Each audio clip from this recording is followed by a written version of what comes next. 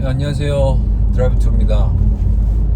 네, 몇 달 만에 남기는 것 같은데 오래간만입니다. 잘들 지내시죠? 이제 겨울이 다 갔고 봄이 왔네요. 날씨가 오늘 보니까 15도, 16도, 17도까지 올라가는 것 같은데 이 정도면 봄이 온 거죠. 그래도 이 봄 이렇게 봄이 왔음에도 불구하고 여전히 저 북한에 있는 우리 형제들은 추위와 기근과 코로나에 고통을 받고 있습니다. 많이 안타깝죠. 우리 형제인데, 갑자기 불현듯 우리 북한 주민들의 그 현실과 고통에 대한 어려움들이 갑자기 막 떠오르고 마음이 좀 짠해지네요. 네. 아무튼 잘들 지내셨죠? 이렇게 이게 찍으면 제 얼굴이 이렇게 보이거든요. 나날이 늙어가는 것 같습니다. 네. 물론 그렇게 외모에 자신이 없는 편은 아니지만 세월은 무시 못하네요. 정통으로 세월을 이렇게 맞은 것 같아요. 딱. 잘 지내신다고 믿고 오래간만에 또 드라이브트로 남겨봅니다. 전쟁에 관한 얘기를 좀 나누고 싶어요. 오래간만에 또 드라이브트로 하는데 또 이렇게 우울한 얘기를 나누게 돼서 좀 안타까움이 있지만 어쨌든 전쟁하면 또 지금 가장 이슈가 되는 이 세계적으로 국제사회가 좀 같이 좀 마음 아파하고 있는 상황이죠. 러시아와 우크라이나 간의 그 전쟁입니다. 전쟁의 계기, 동기, 잘잘못을 넘어서서 전쟁은 정말 힘든 것 같아요. 어려운 문제인 것 같아요. 왜냐면은 양국 간의 어떤 기득권 영토 확장 또는 여러 가지 외교적인 문제, 다양한 이유로 전쟁을 하게 되지만 그 가운데 고통당하는 건 사실상 기득권자들은 아닌 것 같아요. 시민들이죠. 우크라이나도 정말 많은 사람들이 고통을 받고 있고, 또 얘기를 들어보면 러시아 안에서도 전쟁을 반대하는 목소리들이 상당히 많이 들려오고 있고 시위들도 많이 하고 있는 걸로 알고 있습니다. 무조건 러시아 나쁜 놈, 우크라이나는 불쌍한 이런 개념으로 우리가 전쟁을 바라보는 것이 아니라 정말 전쟁은 있어서 안 되죠. 우크라이나에도 러시아에도 우리 한반도도 그렇잖아요. 대한민국 남과 북 종전 상황이 아니라 우리는 현재도 휴전 상황입니다. 국방백서에 주적의 개념을 북한을 주적의 개념으로 두는 거를 삭제하자 어쩌자 이런 얘기가 나오지만 아직 우리는 종전이 아닙니다. 휴전 중이죠. 잠시 전쟁을 멈췄을 뿐이지 전쟁이 끝난 건 아닙니다. 어찌됐든 1950년 우리 민족도 그 동족 상잔의 그 큰 고통과 아픔을 겪었죠. 그렇기 때문에 더 이 전쟁에 대한 피해가 얼마나 심하고 아프고 힘든 것인지를 알고 있습니다. 물론 저도 마찬가지지만 우리가 전쟁을 겪은 세대는 아닙니다. 그러다 보니까 6.25 때 경험했었던 우리 선조들이 어르신들이 경험했었던 그 6.25 때의 그 고통과 아픔들을 우리는 다 헤아릴 수가 없죠. 왜냐면 전쟁을 겪지 못했으니까요. 그런데 인간은 죄인입니다. 일단 먼저 전제가 사람은 죄인이라는 그 전제로부터 우리가 출발할 수 있어야 됩니다. 이 전쟁을 바라보는 이 시점은 인류사 역사는 곧 전쟁사라고도 얘기할 수 있어요. 왜냐면은 인류가 존재하는 그 순간부터 전쟁은 늘 끊임없이 일어났기 때문이죠. 그 전쟁을 하게 되는 이유가 뭔가요? 뭐 스스로 만족하고 자신들의 삶에 충분히 만족함을 누리고 산다면 굳이 전쟁할 이유가 없겠죠. 다른 나라의 영토를 욕심낼 필요도 없고 자신들의 기득권을 더 주장하고자 누군가에게 피해를 입혀가며 그런 끔찍한 전쟁을 몰고 갈 이유도 없겠죠. 결국에는 인간 내면에 있는 죄악된 본성, 욕심, 높아지고자 하는 그 교만, 이런 것으로부터 전쟁이 시작되는 겁니다. 어떠한 대의 명분이 있더라도 결국엔 사람을 해하고 누군가에게 피해를 주고 사륙과 그런 고통들을 주는 것, 어떤 대의 명분을 갖다 대밀어도 그건 용납될 수 없는 거죠. 남의 생명을 앗아가고 그런 누군가에게 피해를 입힌다, 물리적인 피해를 입힌다는 것은 죄인 거죠. 어떤 죄로부터 나오는 결과, 죄의 열매, 죄의 결과죠.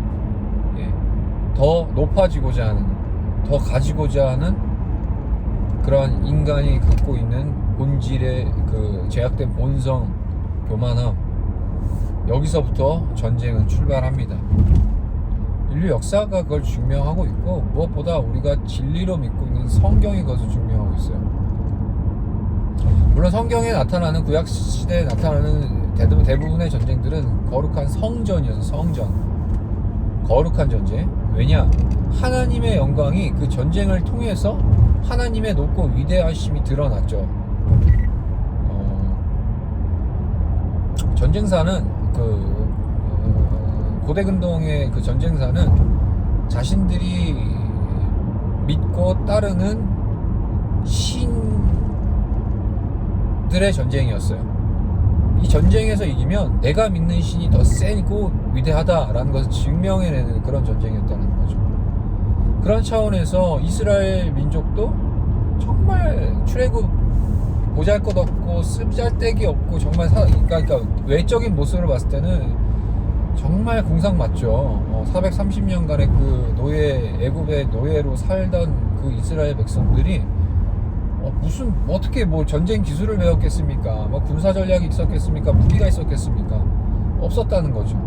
그럼에도 불구하고 그 광야의 여정 속에서 이방 대적들과의 많은 전쟁들 속에서 승리하죠.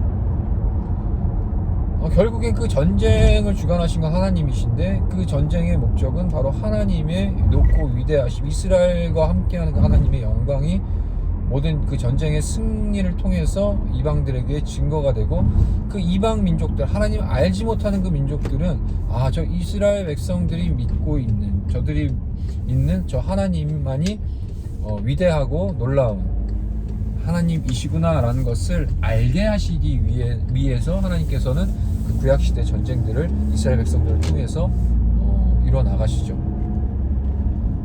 여호수아 2장에서 보면은 그 여리고성에 살고 있던 그 기생 라합, 그 이방인이죠. 근데 그녀가 고백을 하잖아요. 그 정탐꾼, 이스라엘에서 온 정탐꾼들을 숨겨주면서 그들에게 고백합니다. 너희와 함께 하시는 그 여호와 하나님을 우리가 들었고 그로 인하여서 너무 두려웠다. 심지어는 졸도할 만큼 두려웠다라는 표현. 엄청난 두려움에 사로잡힌 거죠. 이방인들이 그 전쟁을 통해서 역사하시는 그 하나님을 듣고 봄으로써 말이죠. 자, 어쨌든 이러한 차원에서 이제 구약에서는 전쟁이 일어났습니다.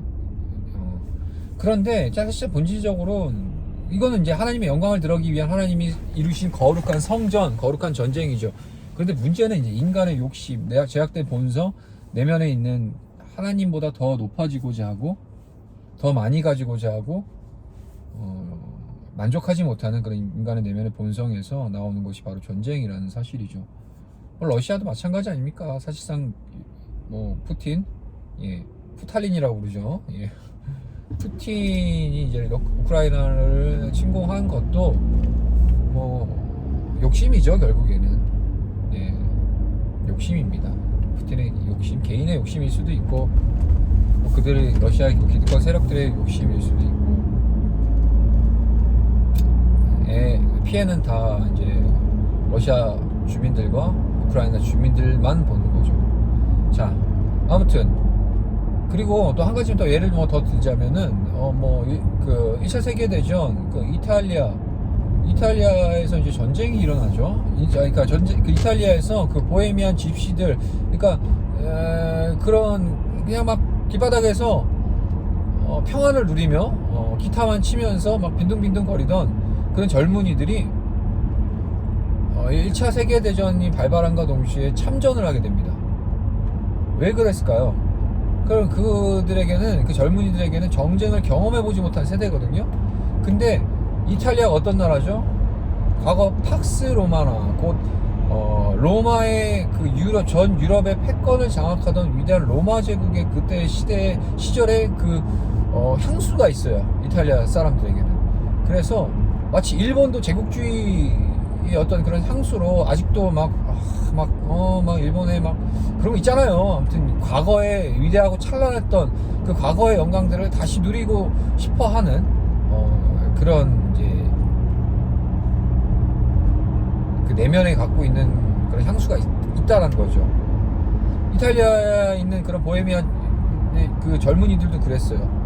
맨날 막 기타 치고 막 악기 다루고 막 그냥 마냥 세상 좋게 놀고 있다가 1차 세계 대전이 발발하면서 뭔가 이렇게 영웅 심리들이 그 안에서 뭔가 익사이팅하고 화끈한 것들이 막 필요했나 봐죠. 그게 바로 이제 전쟁인 거죠. 그러면서 다 기타 버리고 악기 다 버리고 참전하죠. 전쟁에 참여하게 됩니다. 근데 그들이 막상 전쟁을 겪어보니까 너무 끔찍한 거예요. 아주 그냥 학을 뛰는 겁니다.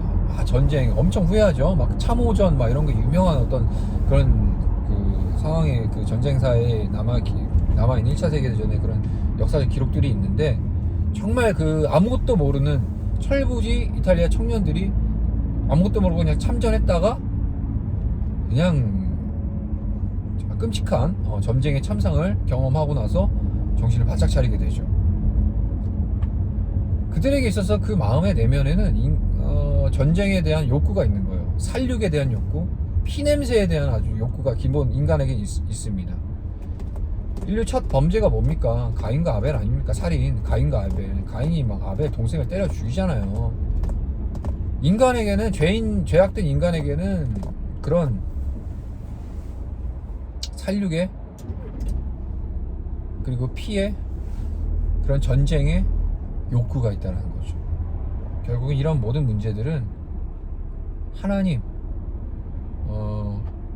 그 하나님, 전능하신 하나님, 그리고 세상을 주관하시고 역사를 인도해 가시며 그리고 인류의 구원을 이루시기 위한 그런 구원의 목적을 두고 우리를 운영해 나가시는 그 하나님 안에 이 모든 문제 해결이 있다는 겁니다.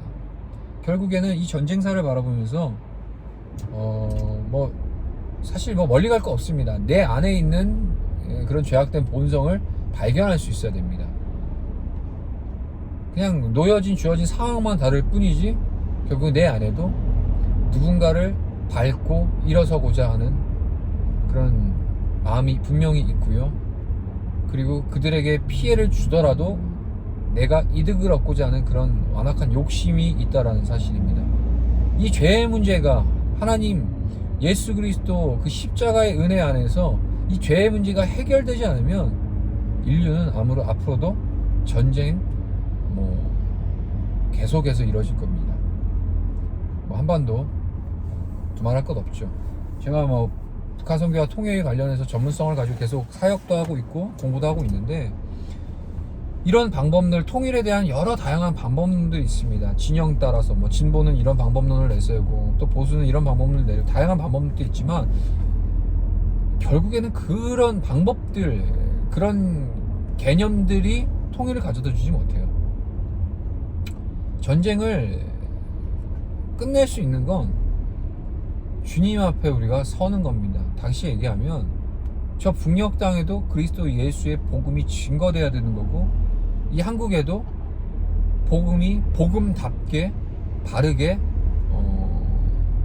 교육을 받고 믿고 그 믿음대로 살아가는 거룩한 구별된 성도들이 먼저 깨어서 이 나라와 민족을 위해 그리고 세계에 일어나고 있는 많은 전쟁과 기근과 고통과 재앙과 다양한 어떤 그런 것들을 보면서 우리가 먼저 하나님 앞에 나아갈 수 있어야 되는 거예요. 기도의 자리로. 그것만이 답입니다. 예.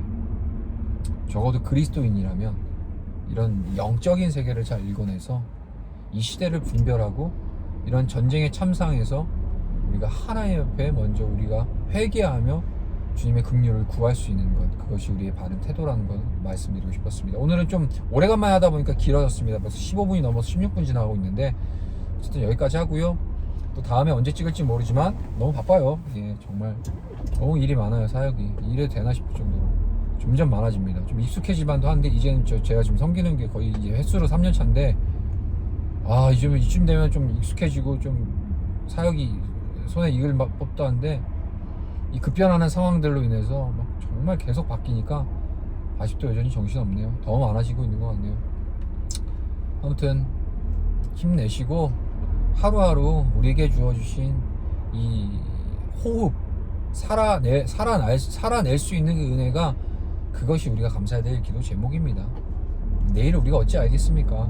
오늘 주님 앞에 섰을 때 감사함으로 이 우리에게 주신 이 한날을 감사함으로 살아가는 것, 그렇게 사시는 게 여러분들 영혼에도 그리고 정신건강에 좋다라는 거. 그럼 굿바이.